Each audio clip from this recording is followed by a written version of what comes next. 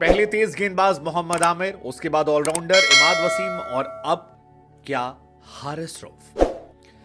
Well, social media पर या कहें कि टीवी अखबारों में तमाम जगहों पर फिलहाल ये चर्चा तेज है कि आमिर और इमाद के बाद हारिस रऊफ भी पाकिस्तान क्रिकेट से या कहें कि इंटरनेशनल क्रिकेट से रिटायरमेंट का ऐलान कर सकते हैं। क्यों, किस लिए, आप सबके जहन में सवाल होगा, क्योंकि हारिस रऊफ जो हैं उनकी उम्र सिर्फ 31 साल है। ही इज जस्ट 30 या 31, हाँ 30 या 31 है। और उनके रिटायरमेंट की बात कैसे आ रही है? लेकिन अगर आपके मन में ये उम्र वाला फैक्टर है तो आपको याद रखना चाहिए कि मोहम्मद आमिर भी ज्यादा एज के नहीं है। ही इज जस्ट 31 और रिटायरमेंट तो उन्होंने 2019-20 में ले ली थी। उसके बाद से क्रिकेट नहीं खेल रहे।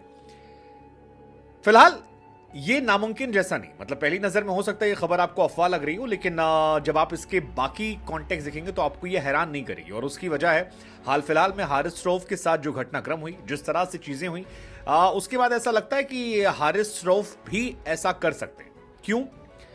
सबसे बड़ी वजह है पाकिस्तान क्रिकेट में आई एक अघोषित नई पॉलिसी।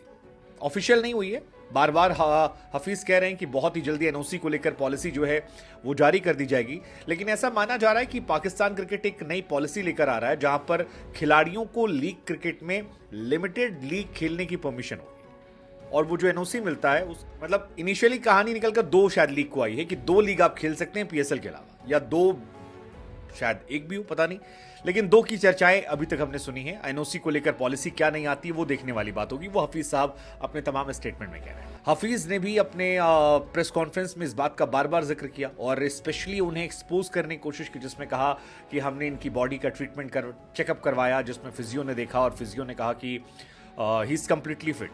मतलब हफीज के शब्दों में कहें तो एक एक भी उनके बॉडी के अंग अंग की जांच की गई और सारे अंगों ने कहा कि भैया ये पूरी तरह फिट है। कोई भी ऐसा उनका बॉडी पार्ट नहीं है जो इंटरनेशनल लेवल पे टेस्ट क्रिकेट खेलने की इजाजत नहीं देता है। फिर उन्होंने ये भी एक्सपोज करने की कोशिश की कि हमने 10-12 ओवर कहा गेंदबाजी कर लेना, लेकिन वो उसको भी तैयार नहीं हुए।